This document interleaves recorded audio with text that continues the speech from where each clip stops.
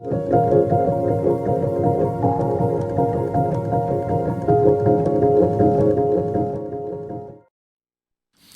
I'm Daniel, and you're watching Singapore Community Radio, and this is the first episode of Coming Attractions.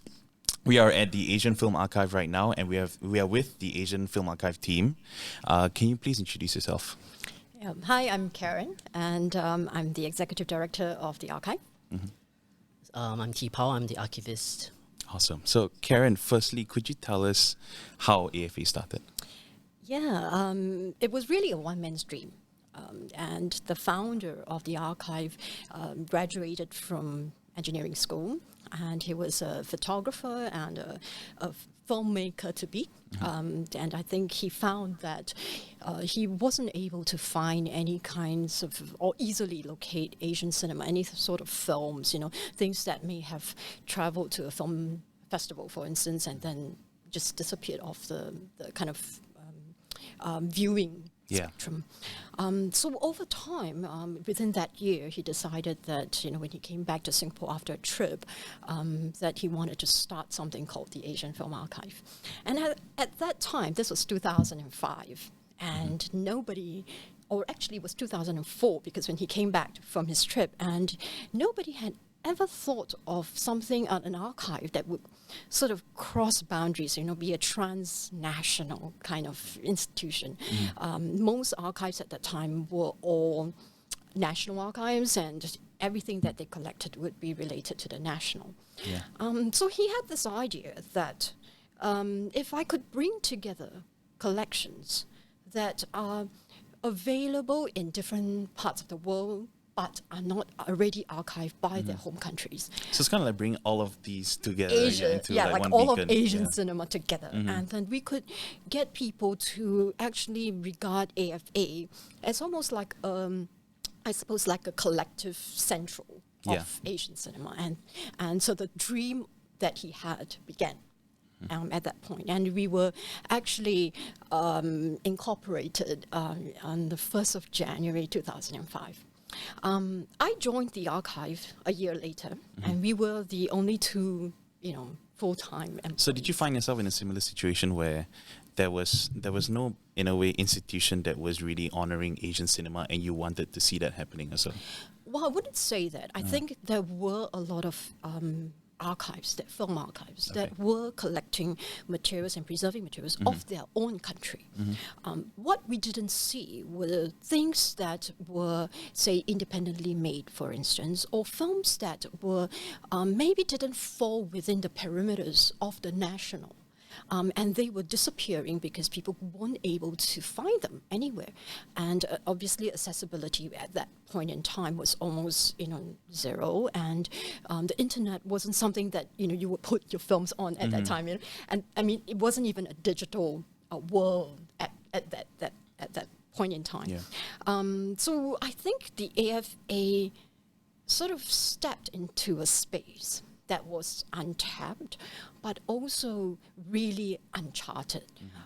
And we realized that it would require us to really build up a certain reputation for filmmakers around our region, maybe starting with that Southeast Asia, for instance, to be able to trust us to deposit materials with us. How long did it take to develop that trust, I guess, of these different institutions? It was really interesting because within the first year, we actually did a call. I would say into the second year, we made a call in the region to say, okay, we're taking in materials. Anybody who has materials that you think you would like us to start archiving, we will take a look at it, and if it fit the sort of criteria, we would. And in that first call, I think, if I'm not wrong, we had more than 400 titles that came in from the region. And it was quite overwhelming because we weren't expecting that at all. We thought that people might be wondering, what is this, low institution, nobody has heard of it before. But then we realized that there was a real, I suppose, concern amongst filmmakers that they were losing material. And that because it wasn't being archived in their home country, and it dawned on them that it was worth depositing it with us. I suppose it also helped that as time went on, we joined various institutions, I would say networks, professional networks, that gave us or lent us that sort of credibility that enabled us to tell people that this is the kind of work that we're doing and this is what you can expect as a level of professionalism within the archive. Although people knew that we were really small and that we were at that point a grassroots sort of community, from the ground kind of institution. So we were raising money, and I think I spent 95% or maybe more. Could you pinpoint when this was exactly? Like how long ago was this? Oh, so when I joined the archive in 2006, we really had no funding. Yeah. So all through the years until 2010, would it be? No, I think maybe 2013, 14, around about there. We did nothing but fundraising. I mean, It's a 4 year straight of like fundraising and in a way building a network as well. it's just crazy. I mean, I just did nothing but fundraising. I did a lot of. I went out to teach so that we could get money to just run the archive. And I think it gave us, while it was tough, those years gave us a sense of how valuable or what exactly we were doing. It gave us an impetus to fight for the cause, a cause that we truly believed in. And I think when T-Pao joined us, this was in 2009, he joined us as an intern and then became a full-time staff after. I think we really at that time were working on a shoestring budget. We had nothing except the collection, and we knew that we needed to find ways to sustain ourselves. So we did all kinds of projects, and we joined different, at least we took on projects from different agencies, and that helped to fuel, And of course, people donated. We had to have support from the different private foundations. But it was a really tough 10 years of, not having the stability that I'm sure that must have been tough. It was. But I think every time I think back about this, I get a bit nostalgic, not because I want to go back to that time, but I think those very lean years really helped sort of define what AFA is about. And also define who we as staff, as like sort of almost the pioneering staff of the archive, what exactly were we fighting for? Right? And not having a lot meant that you really put your heart and soul into it. And I don't know how, every time I talk about this, I get a little bit teary just thinking about it. Especially now we're a decade later, and here you are right now. And it's a really quite an amazing sort of journey. And every time you're just coming to the theatre, seeing the crowds, looking at the kinds of programs that we are now able to put out, I really feel. Yes, we've come a long way, but at the same time, I feel like there's so much that we can do and we have to do, especially when we talk about collection. Like when it comes to collection, and this is a conversation we have all the time. Quite, I suppose, almost passionate, sort of conversations, and we laugh about this quite a bit. But I think it's the core of, in a way, what we stand for, what we do, why we do what we do. So I think on the collection itself, I think early on back then, in the first few years, what determined the kind of movies that would fit the collection? It still does now. We were looking at materials that were deteriorating, that were not being archived, and we knew that they were at risk. But we also knew that they would have, so I guess we have to make an assessment of what kind of impact it would make to the society, say, 10, 20, 30 years down the road. And in a way, I always tell people this, half joking, but I think, in jest, but in reality, it is true. There's a lot of, I suppose, almost power cultural power in a sense that you put into when you decide what films you acquire for the archive. Yeah. And every archive does a selection policy, right? So what we're trying to do is to think long term. What exactly would people, scholars, stakeholders find important from the films that have been made for their understanding of society, of themselves, of I suppose humanity in itself. Yeah, and maybe this is where Deepak can talk a little bit about, or rather share how he thinks through, because sometimes I'm now thinking it in a very macro way, but then down on the operation side, there are very real considerations. Yeah. And I would just to add as well, because now with the establishment of the theatre, I guess audiences are part of the equation as well. Absolutely, for sure, yeah, absolutely. So that adds one more into, and like in terms of the consideration also, like I'm sure that's changed in some ways in terms of how you run AFA. So. In a way, yes, because I think we've already morphed in terms of what we're putting out for people, but it's also changed because we're finding that so much born digital material is being made. Yeah. Every second, I mean, seriously, it's just craziness. But because it is in a digital format, the loss of material is far more quick, I think, than an analog material would be. And I think that fuels our urgencies. And that's something that we keep telling our filmmakers, distributors, that you have to look after your material because there is no guarantee that you'll be able to see it in, just a year. It can vanish.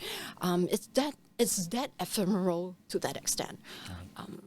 And I guess this is the core of what we're trying to. Because one thing is to look after your materials, but in terms of the conditions which they are being put under, so that's a huge factor. Yeah, I guess people are saying, it's the digital era, so it's easy enough. Put it on the cloud. I have different. Okay, copies. so tell me then, if it's digital, then what are some of the dangers then of of these materials being lost? I could comment on that. I mean, we were dealing with analog materials in the past, so like videotapes, and these are very tangible, things that you can touch and see, and you could. And I think every kind of material, whether it's analog or digital, they deteriorate over time in different ways. Yeah. So for film and video, of course, we're talking about environmental issues. With mold growth. I mean, we are in a humid climate right now. Yeah, we're in a humid climate.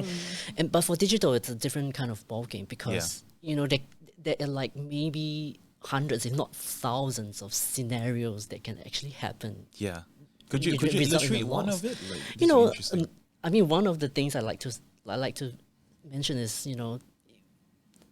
malicious deletion of a file. Okay, it's as easy just as one virus itself or somebody will just maybe happen just by accident or delete the file from a drive or from his computer or like a virus attack, or even when a file gets corrupted, it affects the entire file. So you realize that you can't even open the file in the end. So it's losing a film, a born digital film, is as easy as losing a piece of email, a text message, as easy as that. Sometimes it can be harder to get back as well. It's harder to get back because the loss is in its entirety, and instantaneous as well. So it's not like film where we could at its worst condition we could at least salvage fragments of it.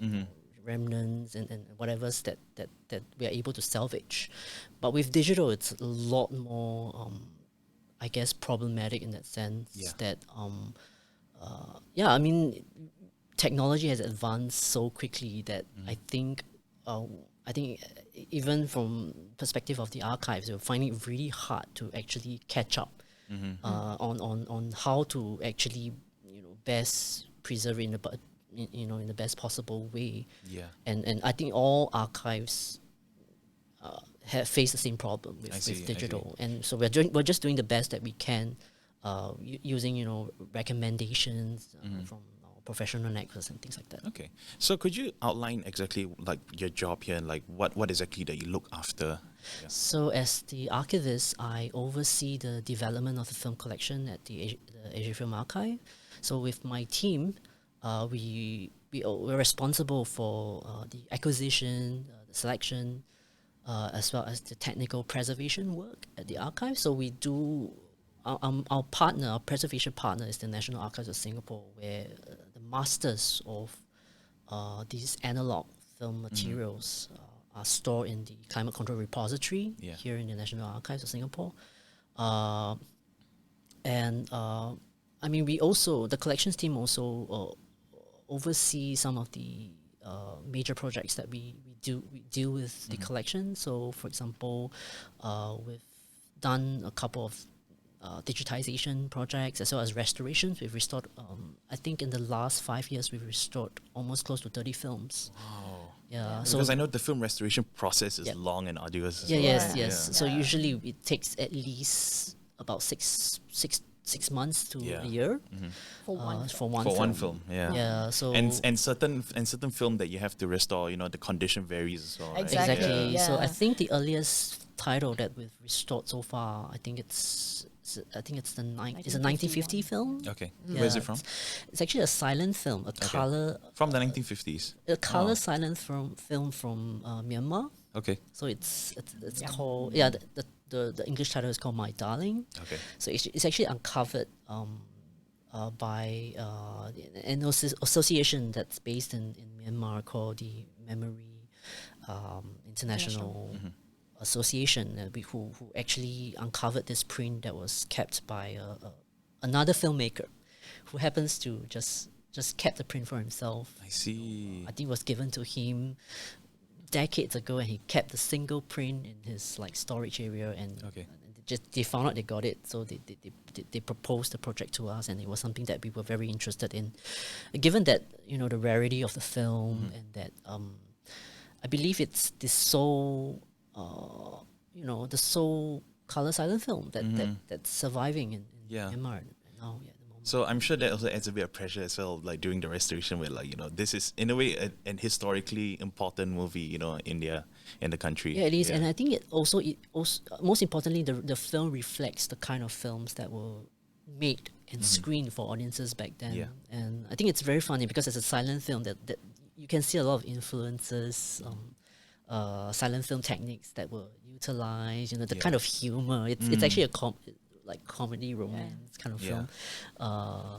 So it was quite interesting to see how trends were going about during that time, and you can actually we could actually refer to that and then sort of compare it with things that are happening around Southeast Asia, even in Singapore films at that time in the early 50s. We were doing different things as well. So it's really nice to see that kind of comparisons, I guess. In a way, a time capsule, so just kind of looking into the country. Yeah, and I think what's important is that film really documents and everything, everything that happened in time, a place that existed, the actors, and I think over time, really the film really finds its true value over time, where it actually could link generations, it could bring newer audiences to get to learn about the history, to get to learn about their past. So in order to reflect on the future. So I think that's something that we hold true, and then it's basically that's the reason we do what we do. Yeah. So now that you've established Oldham Theatre, you've basically opened up the AFA to the general public in that sense. Yeah, I think we've always organized sort of events to the public. What is unique about the Oldham is really that we are able to focus people's attention on Asian cinema, and it allows us, or rather opens up an avenue for us to do regular sort of programming. And I think what's exciting about the kind of direction that we're now, sort of maybe to just kind of go back a bit into the conceptualization of the theatre. How did it come about, and when did the project start, and how did it? Well, The theatre actually belongs to the National Library Board. It comes under the purview of NLB. But what is interesting about this space is also that I think NLB saw the need and the kind of work that we're doing, and we're willing to support, I think, the ultimate goal of making a cinema available for our audiences, but also to be able to showcase materials in the archive that would then, I guess, be a springboard for us to be able to talk not just about our work and the importance and urgency of film preservation, but also about what exactly is, I suppose, the cinematic heritage of Singapore and the region, and how it's all tied together to our history. And there is actually so much connection. And I think people can only understand themselves better if they know a little bit about their past, but looking at the future, because what we are screening isn't just classic films. We're not just screening, old films. We're screening contemporary Asian cinema. And it shows us a little bit about what's happening in the world and where Singapore is, what the trajectory of us in Southeast Asia is within that wider Asian sort of world. You know? And I think this is where film is that wonderful sort of medium, right? You really don't even need a language to understand the language. You can understand what the film is about. I mean, short of maybe more esoteric sort of titles, but generally, it is a very easy to understand medium, and I think people find that it allows them to socially come together.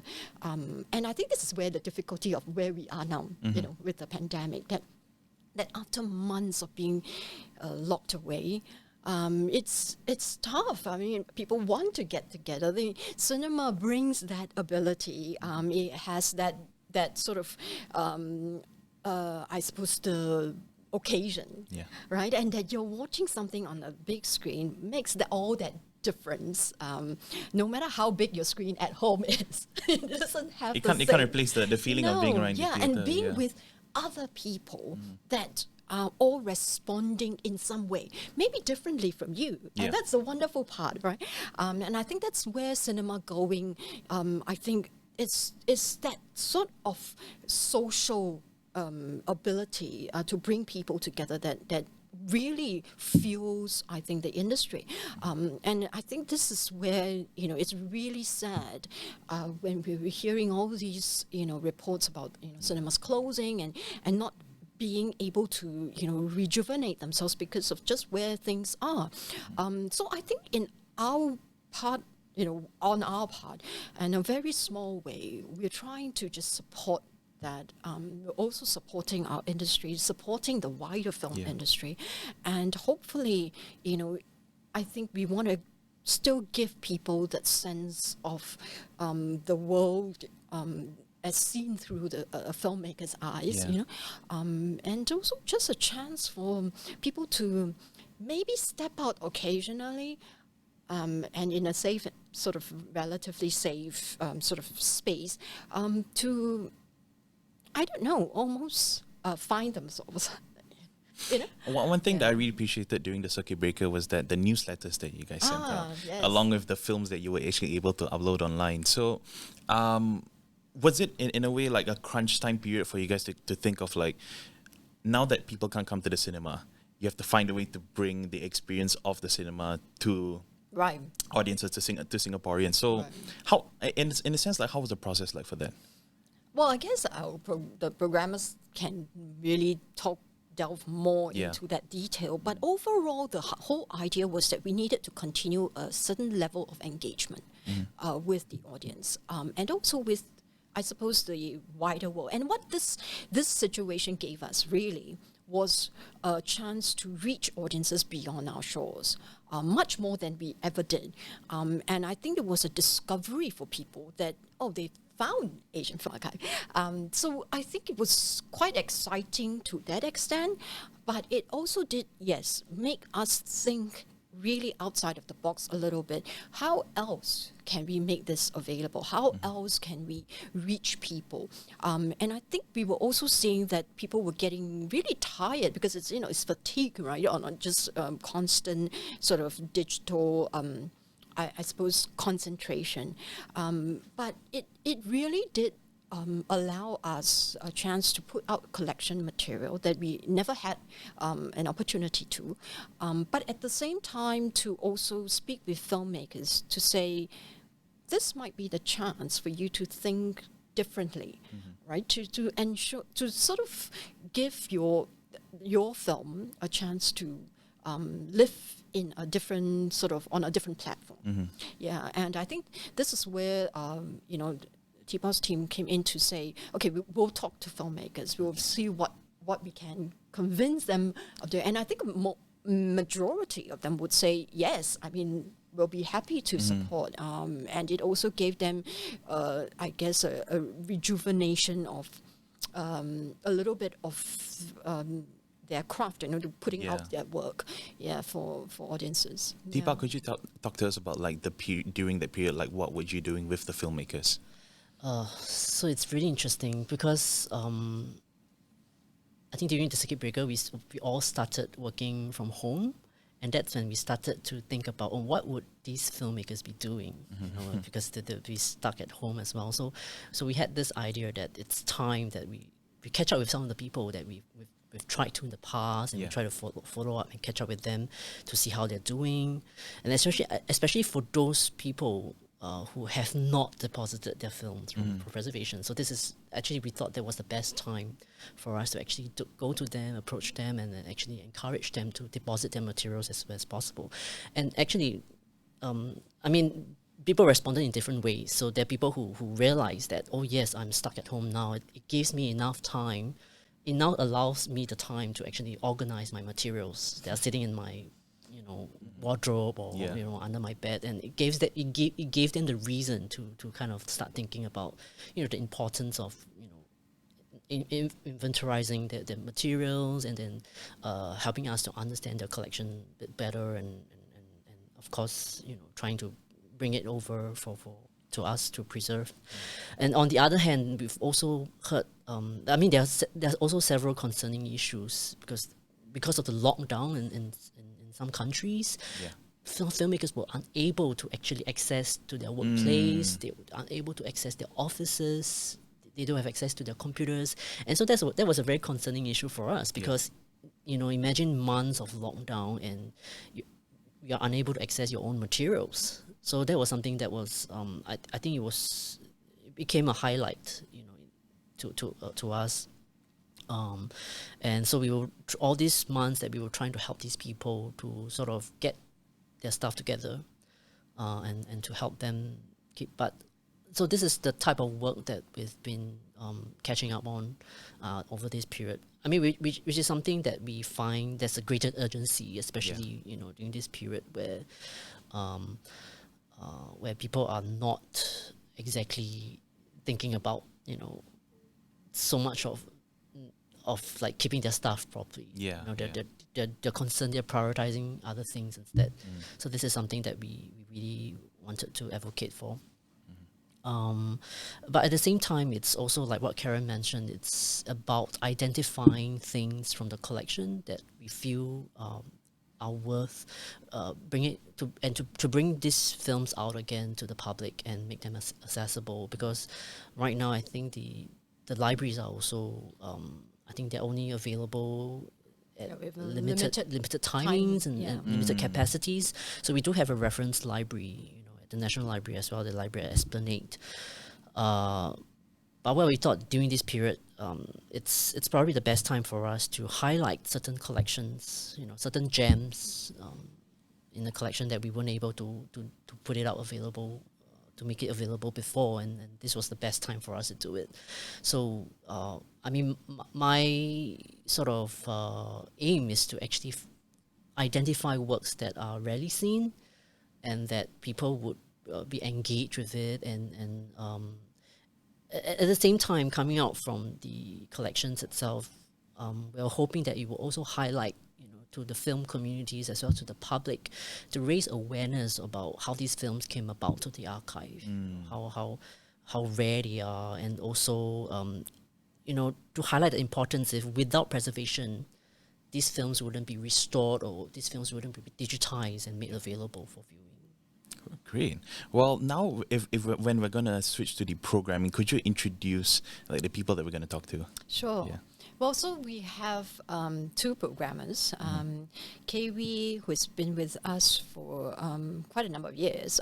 He also looks after outreach, which is a slightly different component of work, in which he identifies areas that the AFA can actually work with partners, for instance, to create programs in reaching a different demographic of audience, for instance. Yeah. And then there's Vignesh, who works as a film programmer. So his sort of core job is really to program. So they watch a lot of films, you can imagine. Yeah. And I guess people would say, oh, it looks like the dream job. I don't know if they will say it. But they're just stopping at the watching of the movie. You know, what comes after is not what they I think don't know, about. yeah. So it can, but they do the majority of that sort of work. Okay. And TPAO does a component of programs with regards to our collection, and also working with archives that we have connections with. So we do bring in materials from different archives so that people in Singapore get to see things that they wouldn't normally. Okay. Yeah. Well, thank you for speaking with me, Karen Thank and you. TPAO. Yeah, We'll talk thank to you you for again having soon. us. Yeah. Oh, sorry. And we're back again. This time we are with the programmers of the Asian Film Archive now. Could you please introduce yourselves? So I'll start first. Hi, my name is Kiwi. Yep. And I'm the Programs and Outreach Officer. So I've been in this job for a little while, coming to 6 years. Yeah. So I'll hand the mic over to Vignesh. He has his own mic, no worries. Hi, I'm Vignesh. I'm a programmer and I work with KV. I've been in the job for slightly less than a year now. Yeah. But I've worked on and off with AFA on a number of projects before. I see. So I think even though that both of you are programmers, you guys handle in a way a bit different aspects or so. So KV, firstly, tell me as an outreach officer, what do you do? So I think the job scopes change a bit. So I started around I think late 2014. So that's also when Asian Film Archive came under the wing of National Library. So that's also when we started to expand a bit of our operations. But this was also a time before we had the Oldham Theatre. So that just means that there were different types of events that took place. So for instance, at the very beginning, when the Asian Film Archive is still trying to increase its traction. So the types of activities that we do includes really trying to form more partnerships and really trying to get more venue partnerships as well, because we didn't have our own venue. So things like even commemorating the 10th anniversary of Asian Film Archive when it was in 2015. So then we commissioned an omnibus film at the time that was a Southeast Asian kind of collection that are all new films. Yeah. And we also did things of course with IMDA to kind of screen older films, which is where the collections team came in to restore and present them under the SG50 kind of umbrella. Yeah. So there were different things that were happening. But I guess when Oldham Theatre came in, then that just meant that things got a bit more regular, and there were a lot more things that we have to manage. And I guess that's where Vignesh came into the picture to kind of support as well and to create your own programs. So you've been an AFA just under a year, right? Yeah, I joined last year last year December. Yeah. So there's just on the cusp of all of this happening as well. Yeah. I mean, actually, honestly, it feels like just a few months has passed. But when I think about it, it's a couple more weeks and I'll be 1 year into the job. So it's quite crazy when you think about it that way. Yeah. So now we're with Oldham Theatre, I guess just fully running, or at least during the CB, is running as much as it can. How is the job of programming and also trying to bring in people into the theatres? Because that is a challenge in itself, right? Yeah. I mean, honestly, the whole circuit breaker time, and we've had several conversations about this before, just you start to ask yourself very existential questions about what being a programmer means, can you program without a space, does that still make you a programmer?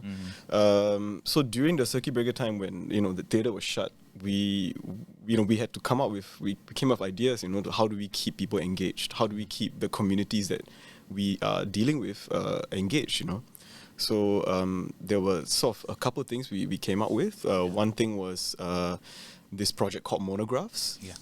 Well, it started off as a sort of an unnamed COVID project. Right. And then it kind of became Monographs. Okay. We saw that, there were several sort of filmmakers, creators, writers who, were out of jobs, or they, clearly their income has taken a hit. And we thought like how we as an institution can come in to support. So we kind of put out a close call to all these different people, and we have basically commissioned 10 essays and 10 video essays about Asian cinema, basically. And we've worked with writers from filmmakers from all over the world, and we've also worked very closely with two of our collaborators, May Adador Ingawanich, who's a academic and a curator, and also Kevin Bealey, who's a video essayist. So that's one of the things we did during Circuit Breaker. I think the main difference during this year, as compared to the last few years, of course, is so like my whole programming philosophy is that I'm always here to kind of like create space, and make space and give space as well. So having this space right here allows us that bandwidth to do that. And what I mean is that I give space when like certain issues, voices, like people needs to get their the films out, get their messages out, and also create those space, the conducive space. For instance, we create things like discursive events, also like Q&As, just to like really have that engagement process as well. There's online and offline, but I guess when the pandemic hits this year, we, I guess also as programming team as well as the institution, we also needed to think back. I think what Tipao said earlier was also quite relevant, because it was a time when people consolidate themselves. We can consolidate their collection, the inventory, and then like talk about archiving stuff. We're also talking about how can the institution take care of the community, the industry, during this period when there's nothing to present. So like that's why I think a project like Monographs came out, because we were thinking, like the filmmakers can't make their films, people can't, do their things. So like how can we support them, give them an opportunity to do so, some resources in a way that they can still work within their bedrooms. So something like a video essay, for instance, when they can like just retrieve the archival footage and just piece things together in the editing suite, I think was something that we thought was possible in terms of writing as well as editing. Yeah, okay. and we were working with filmmakers who were in various states of lockdown. Some people were like stuck in places that they were gonna work in and they couldn't go back home, or they were in between different cities, and they were able to do this work on the go. And then there was also things like an Asian Cinema Digest, a monthly kind of like so-called newsletter that we came up with just to do a shout-out for like people in the industry around the world, what they're doing during this period, and as well as ourselves as well. Just to kind of do a summary on mainly Asian cinema-related stuff, so that people have perhaps a resource to go to, refer to, and then support these people. So just thinking about like, I guess running Oldham Theatre, and also thinking about the audience of the people that come to Oldham Theatre, has there always been a priority in terms of like expanding the kinds of audiences that will come to like a theatre like this? Yeah, definitely. I think that's also like when I started on the job, when I thought about outreach, that's also one of my so-called core directives, to kind of like see how we can expand our audienceship, basically. So of course we will always have our base, which is your so-called cinephiles, people who are already in the know, who kind of know the filmmakers and stuff. I think it's also to deepen those knowledge and to engage them a bit more. But then I guess there's a lot of people that are not familiar with Asian cinema, or they're only familiar with, the East Asian type of cinema. Or so I think a lot of the audience here we have one of the highest going cinema audience-ship rates in Singapore, but we're always only fed a certain appetite, as we all know. So of course, the Netflix stuff and American stuff. So I think that's also one of the key things that, at least when I came into the job, I thought it was very important to create a diversity, to create a space for people to like come in and like, hey, there's all these things that's happening, let's say in Southeast Asia, that are interesting things. Yeah. Maybe not all the things that we screen here are so-called accessible, but I think that's also what the culture needs here. Yeah. Yeah. So I think that opening of this space really created access. Yeah. Yeah, because I'm sure like when it comes to curation also, there are a lot of like variable factors, and like one program that like really struck out to me last year was the Asian horror programming. And like that was really fun also because I got to see some of it, but also that I had friends, especially one who was from Indonesia, and some of the films that you guys showed, like she was quite amazed that like these are movies that she has not seen since she was a child. Yeah. So like just thinking about like I guess like the institution of like AFA as like a cinema that screens movies, from various parts of history all the way to like contemporary film. Yeah. How do you kind of strike that balance also to kind of like figure out that, okay, this is where our focus will be, where we will be digging up all these old films, and then another part where this is where you want to focus on like the young emerging directors, because like, I'm sure that is a very tough balancing act also. I mean, taking on from what KV was talking about, in terms of developing audiences, we are always very conscious about like creating several access points for people.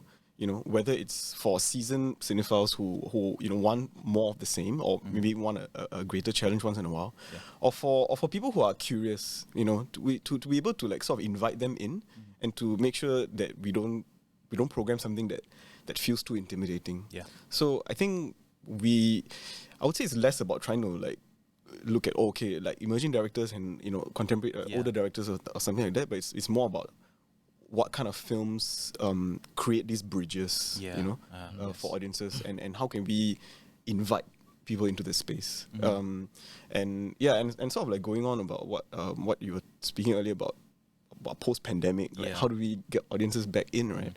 It's a real concern, for people to want to go out of their house firstly, go into a darkened room with strangers, wear a mask. It's a very uncomfortable experience. So actually, one of the things that we've started doing is for us as programmers to show up at screenings.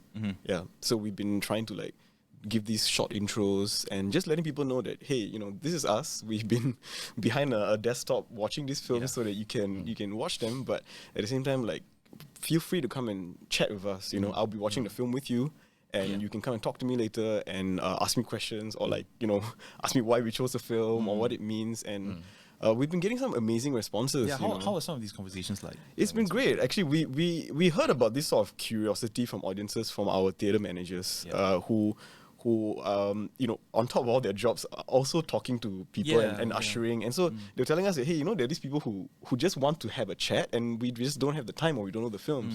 So we said, like, okay, we'll come and do it. So for a recent program that we did, the Singular Screens, as part of the International Festival of Arts, we came down to have some conversations. And there were people who...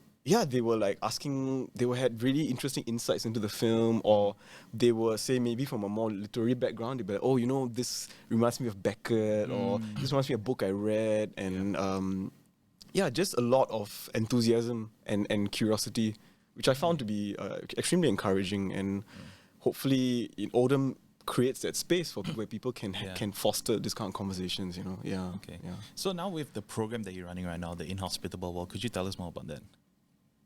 So I think talking about like giving space, so that's where we came up. I mean, we've always had this series called the Reframe series. So that's already like since 2015. So I think like over the years we like wanted to give space to guest curators, so especially like academics who like they've like done so much research, write so much papers, but they've never really had a chance to really engage with the public. So I think this was like always an opportunity that we wanted to give. So we've invited an assistant professor, Chu QY, so from NTU. So he is interested, of course, in environmental studies as well as the Anthropocene. So I think, especially responding to this year, I think it's pretty apt to bring him over and to talk about basically The Inhospitable World, which is a title taken from Jennifer Fay's book. So that's where he came up with the concept. So I think within this whole, I think talking about what you were asking in terms of like how do you balance like classics and contemporary, I think in terms of framing things or like reframing things, I think that's actually where that interest point can come in, because like people can watch, for instance, our opening film is a 1920s film called Chang.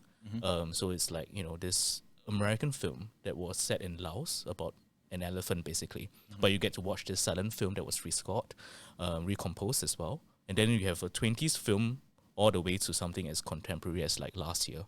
Yeah, so I think that range and talking and really looking through the historicity of things, cultural, social memories, even you talking about the horror film program.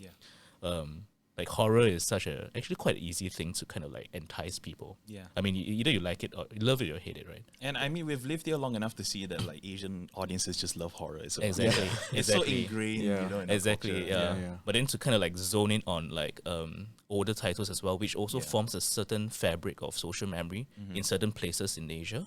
I think that to bring them together, maybe I think creates a bit more value in terms of how we access it and watch it, not just for screams and horrors, basically. And it's a really wonderful thing when you put together films of such varying eras and varying countries or sensibilities.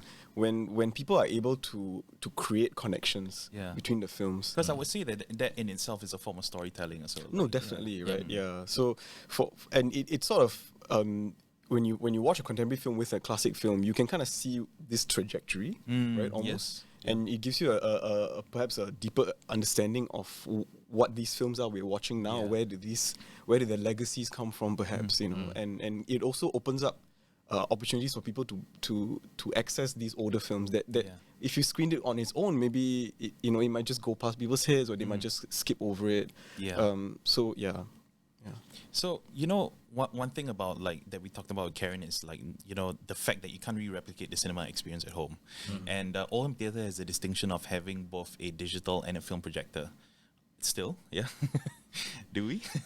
Yeah, we do. At least we do, right? We do, yeah. Because I do remember that you guys screened The River last year, and that is a Technicolor movie, and like the beauty of Technicolor is that like you have to see it on film. Yep.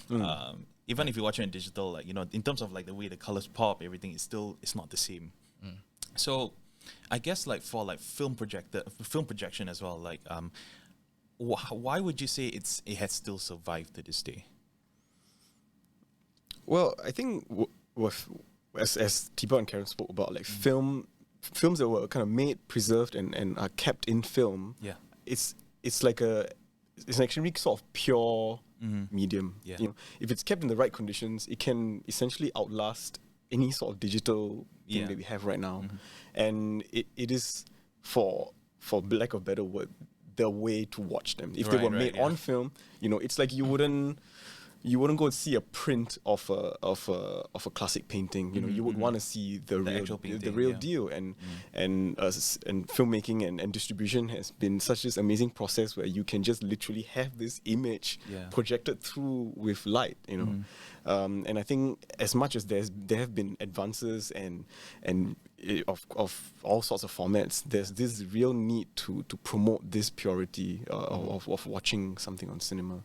And I mean, just to add, like I think as an archive, I think it's also important to replicate certain like again social memories or cultural memories, right? So I think that so-called like experience of like hearing the film projector run, and then like really watching it. I mean, sometimes there are flaws to it, which we all know. Like the projectionists have to change rails. You have like maybe 2 seconds of like buffer. But I think that so-called live, part of the experience. That's the live experience. You know that something is like going on, like materially, like live. And to be honest, like the aesthetics of it, you can tell there's a distinct aesthetic that is like quite unique as well, which I think is also informs the aesthetic choice of the filmmaker. So sometimes when a filmmaker chooses to really shoot on film, they would really love to project on a film. And then as an archive, I think it's also important to replicate that history of watching films, especially an archive, to the audience, a contemporary audience. Yeah, because even as like film presents like this sort of pure way of watching movies, I think one good thing about digital restoration is that like it has been able to present certain movies where they have not been kept in the most optimal conditions, and like laboratories around the world like basically work night and day to make sure that these films are being like restored to the best of their abilities. Because like one such movie was Ring of Fury, and that was something that was programmed last year, and was uploaded online this year during the circuit breaker. And I do remember, if my memory like serves me right, is that there was some specific damage to the film, and therefore like even after the restoration it can still be seen also. So I think what I'm getting back to now is that in terms of like the films that you present also, is there any do you feel any anxieties in terms of like the presentation? Sometimes you feel like this is not the optimal way of showing this movie.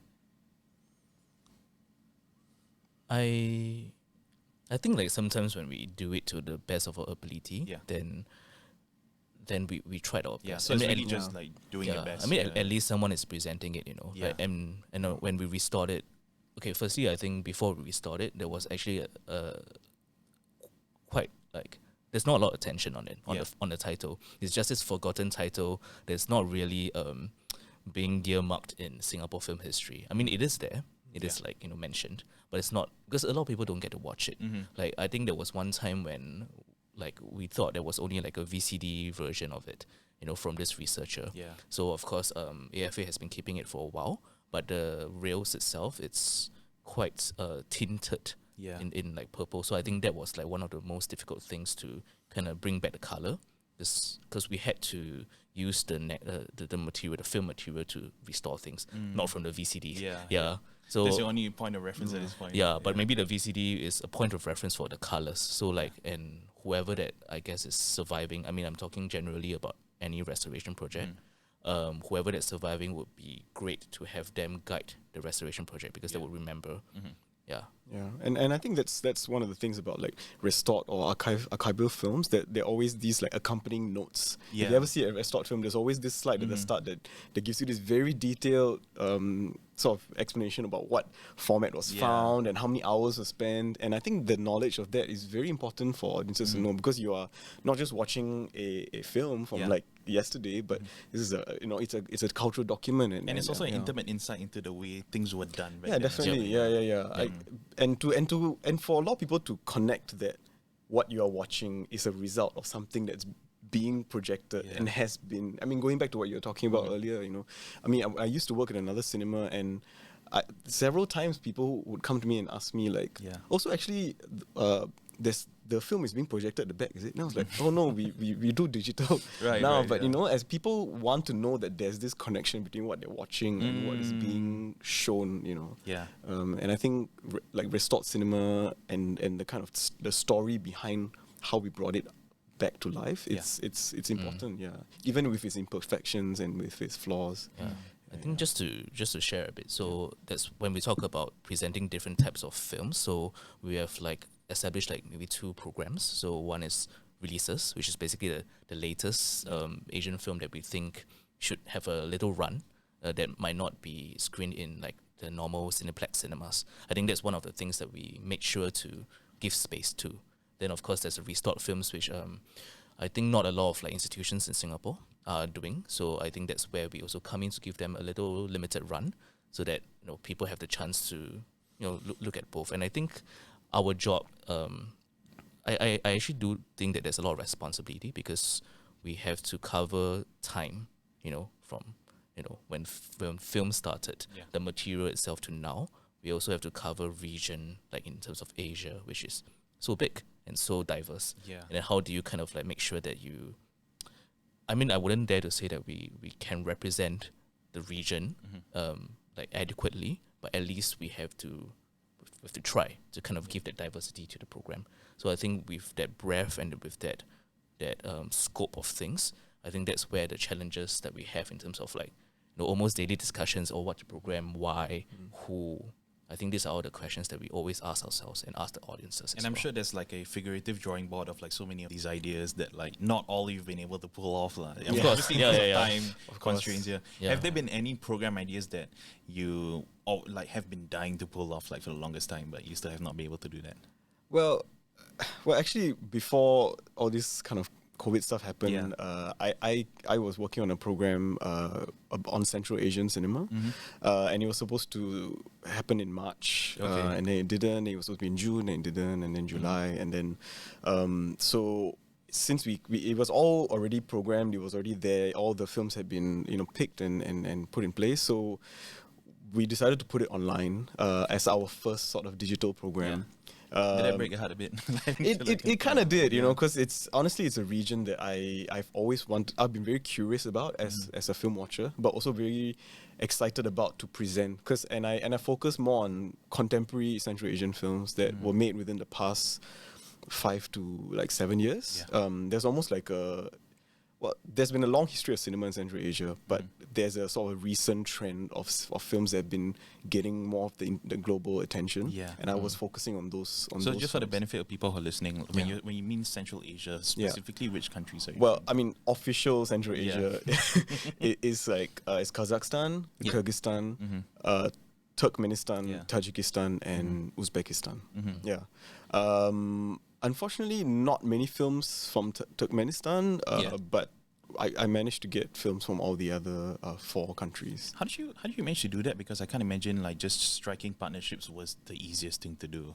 So actually the films that make it out to film festivals and stuff, a lot of them are represented by European sales agents or so that's producers. The bridge for you to so that's for me, it was a lot easier. I mean, there were a number of films that I was quite happy to discover because they were only screened within the region, and I somehow it was a long process of finding some blogs that wrote about this thing and that thing. So actually one of the films that I was quite excited to show was it was about this Kazakh boy band, which is modeled after K-pop.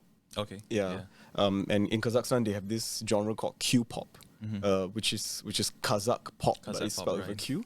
And it's this really interesting documentary about culture and this youth who are trying to create a new culture for themselves and trying to move away from this traditional, very, very highly conservative, repressive almost kind of thing. Those are some of the stories that do come from countries like that, plus places like Iran as well. Where, it's the search for modernity and exactly their own kind of unique youth identity specifically. And you add the whole post-Soviet complex as well. So anyway, I mean, there was this bunch of films, and we put them online, and not many people watched them, unfortunately. But that was a program that I wish we screened at the cinema. Because I can imagine for a film like that, I'm sure you would have wanted to know what people thought as well. Definitely. In fact, this documentary was supposed to be my crowd puller type thing, Because maybe some I people. think just the concept itself already would get a lot of people. It's just one line. Probably some BTS stands would be I really want to see how this is I mean, they are the biggest pop act in Kazakhstan. Hands down. Yeah, So, have they toured overseas? Do you know? They're called 91. Okay. And they're called 91 because Kazakhstan gained independence from in 91. So they're Wow. actually quite political. Okay. So they've toured parts of China, definitely other parts of Central Asia, and I think they've even been to Korea. They've done a small concert in Korea. Actually, the YouTube videos, the music videos, I think they're garnering 20, 30 plus million. Yeah. I mean, I'm sure they have a big Russian fan base as well. So, I mean, another thing that we are just tease a bit lah. I think maybe we're trying to bring in early 2021 is also a science fiction program, but it's based on Southeast Asia or Southeast Asian content. So I think it's also trying to explore the prospect of a Southeast Asian futurism, how that works. And I think lately there's a trend of Southeast Asian filmmakers making such works. So there are 2 tracks of it. One is maybe local context, but trying to be a Hollywood type of aesthetics, right? So really trying to make the nation this new strong leader. For instance, there's this Indonesian film called Foxtrot 6, which we're planning to present. It's a world in the 2030s where Gojek is the biggest company, and technically kind of is. Oh, it's kind of. Yeah, kind so of. it veers closer to reality. Yeah. But it's like, this guy came out and there's this metropolis, which is Jakarta, So, and it became the richest country in the world because of rice exports, something like that. Right. So, I mean, there's a lot of this like national pride stuff, and there's also like replication. There's this Malaysian film called Apocalypse X. So it's actually almost like referencing visual K, like Japanese like aesthetic. So they're like glam rocker type, and it was of course a dystopian world where they fight against each other in gangs with magic powers and sciences. So like there are these types, and then there are like maybe lack of a better word, maybe more art house titles, which uses these tropes to kind of like look deeper into the politics of things, for instance. So I think those two strands are something that we are trying to develop a program towards and to present maybe early 2021. So these are things that we were just toying around. Yeah. Okay, so now kind of like just looking ahead, I guess like what are some of the, like your hopes for like for Oldham Theatre and just like cinema in Singapore in general, as in a way we are kind of progressing towards phase 3 right now, but at the same time there's still a lot of question marks in the air. Yep. Yeah, I mean, honestly, there's really no telling. Who knows? There might be another resurgence, and we might go back into lockdown. But if anything, for me personally as a programmer, my need to want to connect has become larger, I suppose. And it's reminded me of why I got into this job in the first place. It's not just about sitting in my computer and watching films. It's quite easy to forget that the films you are watching is for an audience, and that sense of connection is something that I really crave, and these recent conversations I've been having with the audiences have really energized me. And I suppose my hopes for 2021 and beyond is to continue these conversations and to create and to kind of share this space with an audience, and to sort of hear from them as well what they want to see, what do they want to connect with, and that's what. So when you mentioned that also, like for like what audiences want to see, do you factor that into account when it comes to programming as well? Like whether it's specific titles or genres or like I think with the releases that KB was talking about, that is a program that we see as something that can appeal to a broader audience, something that can be maybe unfamiliar in terms of maybe region or maybe even stuff that they may not have seen trailers of or whatever, but like the sensibilities are perhaps quite closer to a bit more mainstream. Okay. That we can challenge people, but we can still kind of give them something that's a bit more familiar. So that's a program that we often. But I guess generally, like, we're always trying to strike a balance, right? Like in terms of like really programming things that people want to see. But I think our job here is also to actually somewhat be a tastemaker, like to kind of like lead people into conversations. I think sometimes audiences wants to be, led into a conversation or like something new. And I think that's our job to also bring them into the space. And so that might not mean that we program films that are, like from the get-go look something very appealing. But I think to intrigue people, I think that's something that we tend to need to do. Yep. So now that we're kind of like wrapping things up right here, could you tell us a bit about what people can expect from this show? From the show, yes. Sorry, this show. Coming attractions. Oh, right. The coming attractions. A general term show, I'm sure like it's interchangeable here. A lot of shows. But are you? Well, I guess for next month, we'll be doing something that's more focused on the in-hospitable world program, like a chat with the guest curator, QY. Yep. And in December, because in December we're kind of not doing like a sort of a special program of sorts. We're going to be just doing a few new releases and a restored film here and there. So there'll be more of a chat between KW and I, just talking through about why we chose these films and what are some things they can look out for in December. And we're trying to keep December quite festive and light. So we've picked films that will be a bit more fun. Brilliant. And then I suppose like January and February we'll be talking. And about I guess just talking about moving forward, right? Like what people can expect. I think we are also trying to develop more regular programs. For instance, we haven't launched our retrospective program, which is something that would be, it's quite a traditional form of presentation, but it's important to showcase a body of work from someone. And I think that is something that we will have to kind of present in 2021. So that's something people can look forward to.